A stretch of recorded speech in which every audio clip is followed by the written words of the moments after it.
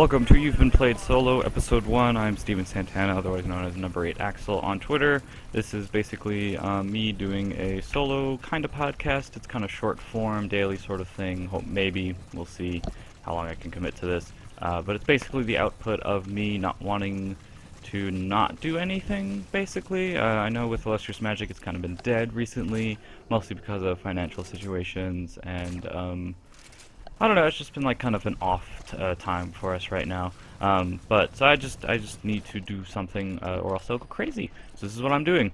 So basically, the most recent thing I've been doing personally is I beat Metal Gear Solid 5 The Phantom Pain's story mode. So basically all the main missions, which aren't the filler ones where they remix old missions and tell you this is extreme level, you can't take as many shots before, or this is a total stealth level where you can't get seen at all. Some of them are really dumb because they kind of repeat really dumb missions. Like there's the one where you're in the airport and it's kind of like you're just thrown into this battle. And it's, you think Metal Gear is a stealth game, but no, it's actually an action game right now, so you have to beat these dumb special enemies, and it's really annoying. So that one I totally skipped, and I don't care about it. But yeah, so I finally beat the story, and it's fine. It's not that great. I feel like Ocelot is really wasted. His character is totally like not used at all in any way that I would have enjoyed. Maybe in Metal Gear Online he'll be cooler, because he does nothing in Metal Gear Solid 5 like at all. Miller's pretty whatever too. He's actually really annoying. They kind of take on a bad cop, good cop dynamic with Ocelot and Miller. It's whatever, I don't know. The twists are pretty cool, like, they're pretty, like, they did kind of mess with my mind, like, oh man, I can't believe Kojima did that and stuff. But other than that, the story's really kind of dumb. Quiet is, like, a really dumb character. The whole justification for, like, what she does and what she wears is, like, it's just bad. Like, it's not good. And the story overall is just whatever. Like, it's not even, like, a good Metal Gear story. At least, I don't, it's hard to talk about it without going to spoilers, basically, so I'll just skip over that. So the new Nintendo 3DS is something that I want for some reason, even though I never played the Nintendo 3DS XL, which I have. Need to go back and finish Persona Q, actually. But for some reason I want the new Nintendo 3DS, and it's like a weird thing where I want things that I know I'm never actually going to touch or use to the full extent that it could be. So it's a weird mental thing, I guess. The Uncharted Nathan Drake collection is currently in the hands of critics. Unfortunately, I do not have one, but I will be getting one when it launches next Friday, and it's on a Friday launch, which is kind of weird. Usually games always consistently launch on Tuesdays, but I was looking at the release calendar over on Game Informer. They have a great calendar release that they keep updated pretty much every week. Looks like Assassin's Creed is also going to be launching on a Friday, which is weird. Like, I understand Nintendo games launch on Fridays, but for like Assassin's Creed to launch on a Friday, and also Uncharted the Nathan Drake collection to launch on a Friday, I don't know, it's strange to me. But yeah, other than that, I've been doing some gameplay overviews for recent releases, such as Afro Samurai 2, not good, and what was the other one? Oh crap, Mega Man, the Legacy Collection. So those two reviews are finished. They should be going up on Dualshockers soon. I'll probably have to bug one of the editors to look at them. And then I also have to finish my Bedlam review, which is a PC game, so I still really haven't tested out if my laptop running OBS and Bedlam at the same time can handle it. I tried that with Heroes of the Storm. Didn't work out well. The videos was very low quality, so hopefully I'll be able to get that fixed. P.S. I Love You is a new podcast from Colin and Greg focusing on PlayStation. If you don't know, Colin and Greg are former IGN people who now work at Kinda Funny, made their own business. They were very famous for being on Podcast Beyond, which was one of my favorite podcasts, and it's now it's different. It's definitely not the same, which it's not supposed to, but it's not exactly my thing anymore. But even what Colin and Greg are doing right now isn't really my thing, so I've kind of gravitated towards other podcasts, such as the Giant Bombcast or Rebel FM, which I've always loved before anyway. But yeah, so I've kind of been going towards more of those. But I'm interested to see how much of Podcast Beyond goes into this P.S. I Love You thing. Like, I really missed the Rope Report, and kind of like the very set scheduled list that they had to go through every episode on Podcast Beyond. And of course, I'm sure they'll get off topic, which is something that I always love.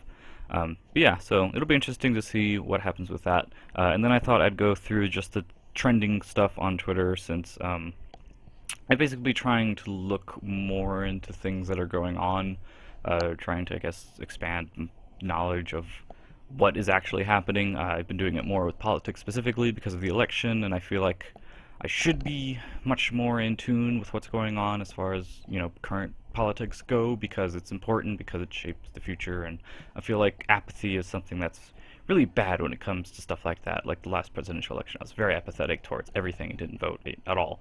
But I feel like this time I want to be more active and stuff, but I also want to learn more about the world itself, because knowledge is power and all that type of stuff. But yeah, so I looked at Twitter to see what was going on. But the number one thing was Twitch have TwitchCon that went on this past weekend, and they had a panel where some female esports people were talking about getting female esports, and maybe if they'll have their own like gender, gender exclusive for females and those who identify as females tournament. And also, it naturally progressed to how terrible Twitch can be sometimes in the comments with just having these terrible, horrible people, which it does extend to the entire internet. But specifically, they were talking about the Twitch chat and how it can be very, very much full of harassment and abusive language. And so they were kind of trying to find out and discuss amongst themselves like how they can counter that, basically. But like there's no right answer right now. They kind of mentioned an example of like trickle down politics almost with hey, maybe if the top streamers show that this is unacceptable, maybe then it'll the ethics will trickle down, basically. I'm not quite sure if that would work really. I feel like people who are set in their ways are pretty set in their ways. It's kind of like the ideal I've always had is there's no point in getting in an argument with someone on the internet, because nobody's ever been I don't know. I'm very pessimistic when it comes to nobody will ever be convinced of anything through an argument on the comments on a YouTube video or something. So you might as well just leave them be. It's just not worth the effort. And then Tony Wolf talked a bit about killing Jason Todd in the comics, not comments. But basically, it was like a comic that he wrote about the comic behind the scenes sort of stuff. It was interesting. It was too long, though. I didn't really read it that much, but the basics of it was, comics don't really actually kill characters anymore, and that's pretty much something you're just going to have to deal with if you don't like it. So I haven't been big into comics forever, but I've always known that anyway. EGX is a convention happening right now in the United Kingdom. Shuhei Yoshida got to do a kind of like a live Q&A. It was mostly with Eurogamer guy, editor there. He was pretty cool. He did really good at hosting it with Shu. And Shu just kind of talked about like the behind the scenes of pretty much every console except for the Vita. He did mention a bit in the Vita that a lot of news reports have picked up on, which is that he kind of said the climate right now is not good for a Vita successor, because the Vita hasn't exactly been doing well, and Sony hasn't exactly been supporting it anyway, so not that surprising. But yeah, he kind of talked about how because of mobile phones and stuff, and Nintendo even, he didn't really mention this specifically, but obviously with Nintendo getting into a mobile partnership, dedicated handhelds potentially could be on the down, even though the new Nintendo 3DS and the Nintendo 3DS family itself has, been pretty successful. But is it due to all of the hardware iterations, or is it due to the handheld itself being great? I don't know. I don't think Nintendo would ever actually give out specific numbers for that type of thing. The Pope is in Philadelphia. I mean, that's cool. He talked to the Senate, I believe it was Friday morning or Thursday morning. Maybe it was Friday morning, I forget, but I was listening to it on the way to work one day they had it on NPR. They were rebroadcasting it, basically. And it was very interesting. It's pretty cool to see that he's, coming out here. He's the first Pope from, like, South Americas. So that's pretty cool that, there's the kind of diversifying. And I was reading a New Yorker article about him as well. And it's all very interesting, the whole, like, politics around it. And the influence he wields is obviously very large. So it was cool to see him kind of stand up for certain things and in the Congress speech that he gave. And then John Boehner, or Boehner, or however you pronounce his name, pretty much announced he was resigning the next day, although that was probably something unrelated to the Pope actually coming. But yeah, there's a H1Z1 International apparently happening. I don't know what that is. I don't think H1Z1 is even... Is that like out? Is that like officially out, or is that still on like early access, like beta alpha stage? I'm pretty sure it's not officially out, so I don't know. I think that game is not going to do well when it comes back. Speaking of which, Doctor Who is back. Apparently, new season's coming out. I think it was the first 2 episodes are out already.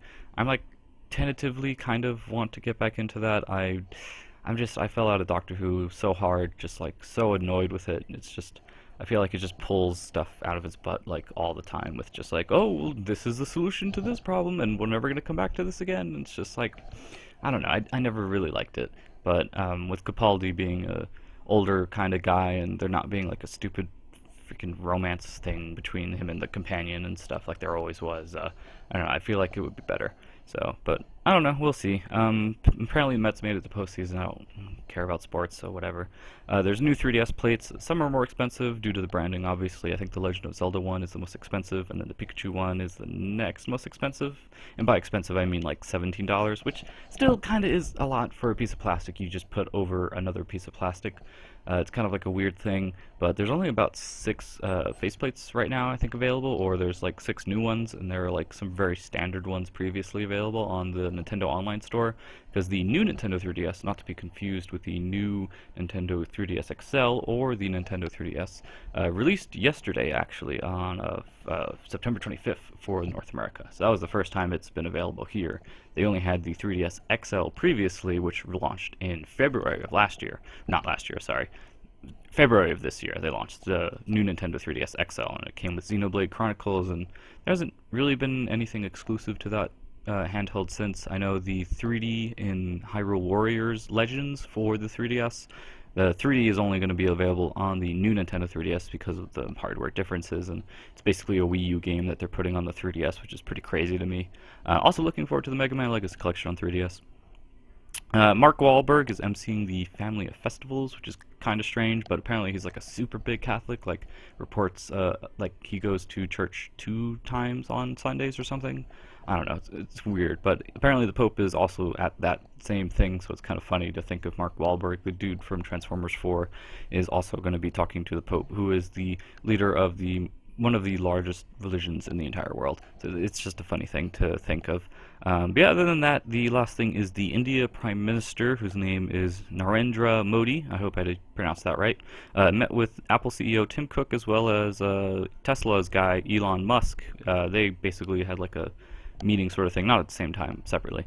But yeah, apparently the India PM is in Silicon Valley, San Francisco right now, kind of just walking around, probably talking to tech people, looking for investors to build jobs probably or something in India. So that's pretty cool. But yeah, so that's it for the first basically You've Been Played Solo episode 1. Hope you liked it. You can check out all the other videos we do. Hopefully we'll have more stuff in the future. I'm not quite sure, but you can always follow me at number 8 Axel. Go to dualshockers.com because that's where I do a lot of the new stuff on the weekend, and hopefully all my reviews will be going up soon. We got a big holiday coming out this fall. There's a lot of stuff coming. Fallout 4 is like 6-8 weeks away, and yeah, that's the next big game. So, but yeah, I hope you're looking forward to it too, and thanks for watching.